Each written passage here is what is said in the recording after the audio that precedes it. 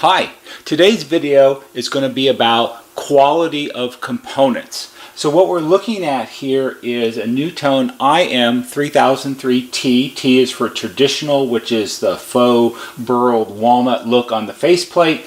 And this particular IM3003 was sent in by a customer to have it refurbished. It was originally manufactured during the first quarter of 1984. So it's one of the very earliest ones that NuTone produced. Even though it is today 34 years old, if we turn it on for a second, 92.1 KKDV. it plays well enough for its age. It does have a few minor issues. The sliding volume control for the master speaker volume has broken off, which is not uncommon. The input selector switch needs to be cleaned because you have to sort of jiggle it back and forth to make a decent connection to change the different inputs. The analog tuning wheel here is overly sensitive, and that's because the variable condenser needs to be cleaned carefully than anything else. Not something you should do on your own. Don't be spraying stuff in there. You'll ruin it if you don't know how to do it exactly. Generally speaking, it's a little bit tired, but not terribly bad. It's actually, if the little problems were taken care of and the rest was left alone, it would be perfectly usable. It does not have a chime module, which is not uncommon for 84 because that was a new idea still, so a lot of them didn't have them. And the intercom, I hooked it up to our usual test setup, and it actually works just fine. And at 34 years old, it's accumulated just a little bit under 300,000 hours of time sitting on the owner's wall, turned on and waiting to be used. And that's a tremendous amount of time. So you might be wondering, well, why do we care about this? Well, this video is not about 3003s in particular. It's really more about the quality of components that are used in electronics and how those components lead to longevity in the product that they're installed in. So here we have another 3003 board. This is the main board out of a 3003, and it's power supply, amplifier, intercom control, and it's the same board that's back here behind where the push buttons and control switches are here. So same thing. This particular board was manufactured in the first quarter of 1990. So it's 6 years newer than this one. This one came out of another set that a customer sent in to have their set rebuilt. And since it's 6 years newer, you would think, well, why does that one need to be rebuilt and this one's still going pretty strong? Well, that's what this video is really about. So what I'm going to do is I'm going to take the other board out of this set because it's got to all come apart to be repaired anyway, and we're going to talk about some of the differences. All right, so here are our two boards. This is our 1984 board and this is our 1990 board. The quality of components in sets has a lot to do with the lifespan or the longevity of any particular design. These two boards are fundamentally exactly the same.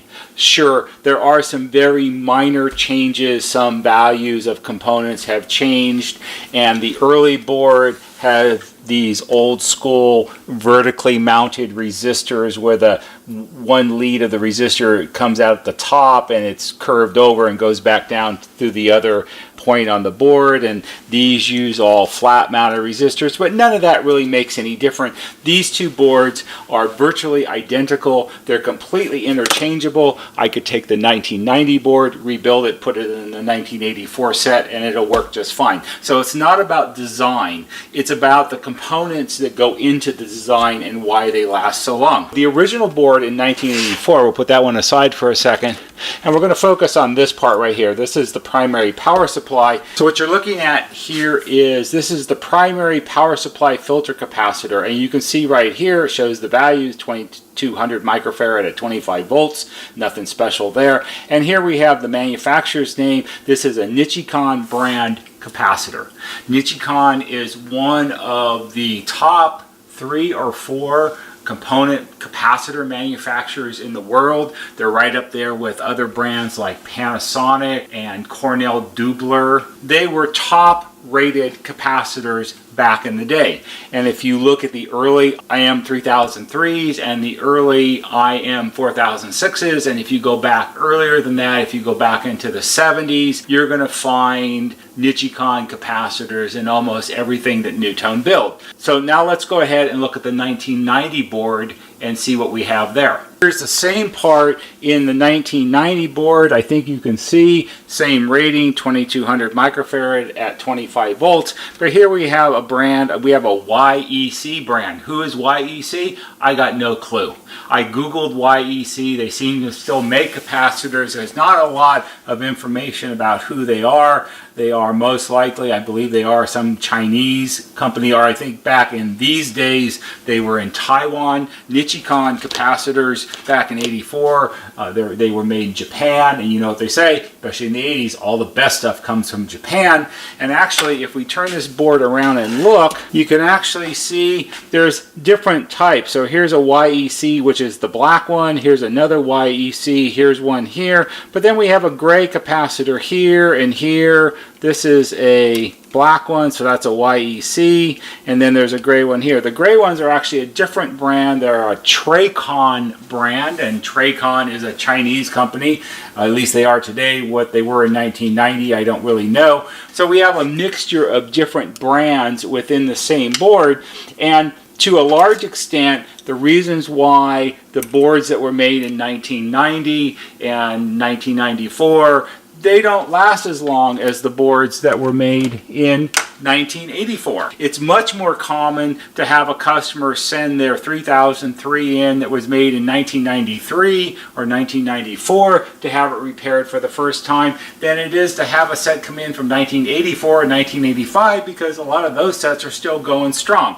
And what it really comes down to is it's the quality of the components that were used. So you might be wondering, well, why did NuTone change the brands that they used in their sets if the better quality brands lasted long? To a large extent, one of the old adages is bean counters run everything, and I'm pretty certain that the decisions that were made to change the brand of components that were used in sets has primarily come down to do with cost. And the way you have to look at it is, sure, if you're talking about one board, the little bit of savings on one board, it doesn't really mean very much. But let's say in 1986, NuTone, maybe they were manufacturing several 100,000 circuit boards every year or more, maybe 500,000 circuit boards for everything that they made. Could be even more than that. Could have been 1 million circuit boards. A lot of the products, even beyond intercoms, had circuit boards in them, and odds are a lot of those boards were all made at the same assembly house. And good engineering practice is you want to use as many of the same similar parts as you can throughout all the products that you use. So instead of having to buy 100,000 of this and they only go in 3003s, you're going to buy 1 million of these and get a better price on them because you're going to use them in all of the products that you manufacture. While the cost savings may seem to be minimal, the difference in cost between the NuTone capacitor and the YEC capacitor, you might only be saving 2 or 3 cents per part. But if you're buying 10 million parts a year for all of the electronics that you're manufacturing, those 2 or 3 cents add up to be real money saved over the cost of manufacturing during the course of an entire year. In reality, how many people are really going to complain that their set only lasted 28 years instead of lasting 34 years? Probably not really that many. 28 years is a really long time. Quality of components still matters. At least it does here in our shop. Let me show you what we use when we rebuild boards here. Looking at it is, these are my 3 most commonly used capacitor storage bins for radial capacitors. They're different series. These are all the KT series, which are more audio grade. That's these two. These are small values. These are higher values. And this tray here, These are a different series. These are the PW or PM series capacitors. These are used primarily in IM 5000s and 5006s because this series of capacitors works better in those models. These series of capacitors work better in most other intercom systems like 3003s, 4006s, 3303s, and so forth. Lots of different values. It's a little bit of a mess because these are ones we use all the time, and you know, it's my setup, I know how it works, and that's all that really matters. So if we go ahead and take one of these out here, we'll take this one out. And this just happens to be, this is a 2200 microfarad at 50 volts. This is part of the primary power supply for a NuTone IM 5000. And if we hold it up here so you can see, if you look right here across the top, you have the value, and what does it say? There we go, it says Nichicon. Same brand that they used in 1984. Why is it Nichicon? Because all of these capacitors are Nichicon capacitors. And why is that the case? Because it is still one of the top 3 capacitors that you can buy today. And this is exclusively what we use. If I pull this storage bin out from up here, in this one, these are all old school axial capacitors, which are primarily used in sets that were made in the early days. And they're also used a lot in electronic door chimes and things like that. Here we have one that's 1000 microfarad at 50 volts. And if I roll it around and you look carefully, what does it say? It says Nichicon, and it's an axial capacitor. It's old school. Axial means the leads come out of both ends, so it's like the axles on a car, and you can spin it like this. Again, it's Nichicon brand. Why? Because they last longer, because they're better quality. And the difference in cost between this one, the first one I showed you, in a good name brand like this, or in some off-brand that you never heard of before, something you'd buy at your local, bargain basement electronic supply company, if you have one of those, or some small independent shop who's not carrying higher quality name brands, difference in cost, we're talking pennies per part. And at the volumes that we buy in, and we buy a lot, we place a component order every 2 weeks around here, we buy a lot for a single shop, but compared to a big manufacturer like NuTone back in the day, it's nothing, it's peanuts. It doesn't make that much difference, and I know that we're putting in the very best quality parts that we possibly can.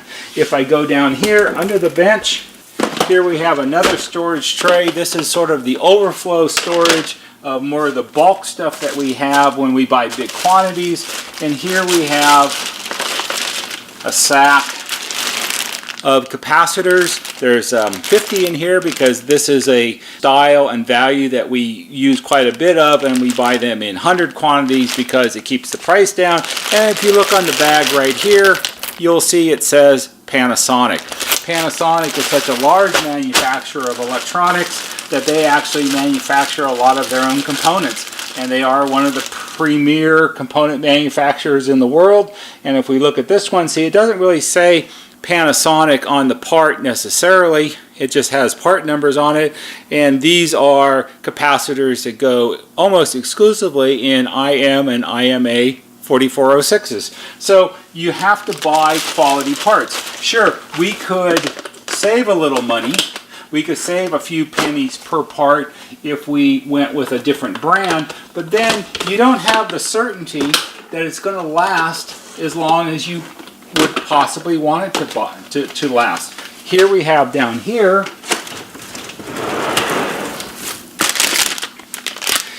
we have an anti-static bag, and inside the anti-static bag we have tubes of voltage regulators. So these are a primary power supply type of part, and these voltage regulators are actually made by a German company called ROM. They're one of the premier voltage regulator manufacturers in the world. And yes, these are more expensive. In fact, these are considerably more expensive than what you can buy if you buy some off-brand Chinese part, but these have a higher tolerance, they're better quality, they're more certain not to fail. It's worth a few extra pennies to put it in a customer set to ensure that it's going to last as long as it possibly can. We kind of follow the old school way, which is the way NuTone used to construct things, which is do it once, do it right, have it last for the customer for a really long time. And that's why the older sets go so much longer before they need to be rebuilt than the sets that they made in the 90s and 2000s. This is going to be my last example that I'm going to show you. This is a capacitor that I took out of a NuTone IM3303 earlier today. And this is a 1000 microfarad at 35 volts, and it's manufactured by a company called Capxon. C-A-P-X-O-N. So guess where that came from? It's your probably highest quality Chinese part that you could sweep up off the floor at the end of the day. This came out of a set that was manufactured probably around 2006, 2007. And what happened to it? Well, there's a little telltale sign right here. If you see right here on the end, this sort of whitish stuff right here that I'm going to scrape off with a screwdriver. See it come off in a chunk there? So what is that? That's a piece of wax, like the same kind of wax that your grandmother used to melt and put on her homemade jams and jellies. Why is there wax in a capacitor like this? Beats the heck out of me. That's not something that should be in. It's filler material. It's just to fill up the void inside the can, I suppose. And this capacitor failed, and when it failed, it got hot and it vented. It got so hot that it melted the wax and it all oozed out of the bottom of the capacitor and it went all over the circuit board, and it failed, and ultimately it took out the amplifier in the 3303. And this is what happens when you have low quality, non-name brand parts that you put in to save a penny or two. So it's not a good trade-off. You might save in manufacturing, but ultimately the customer ends up paying for it. End this now, because otherwise I think this has the potential of turning into a rant, and I didn't plan on doing a rant about this today. The moral of all this is that when boards are repaired, and here's our 1984 3003 board, they need to be repaired with quality parts. If you repair things correctly and you do a complete and thorough repair and you use quality parts, you'll have assurance as the shop owner that you won't see that set for a long time, and also you're giving the customer better value. You know, if it costs 80 cents or $1 more in parts cost to rebuild a 3003 and use high quality name brand parts that you have a certainty that they're going to last, it's well worth the money. You know, the additional cost of parts is nothing compared to the cost in additional labor to have to do it again. That's all I got to say about this.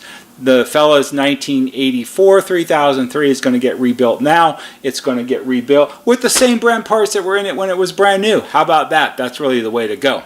I hope you found this interesting and perhaps helpful. If you did, please give it a big thumbs up on YouTube, because that always helps. There'll be a banner right here that shows you how to subscribe. Go to our YouTube homepage, click on the bell or on the wheel, put in your email address, and every time we post a new video, you'll get a notification and you can watch it. That's all for today. See you on the next video.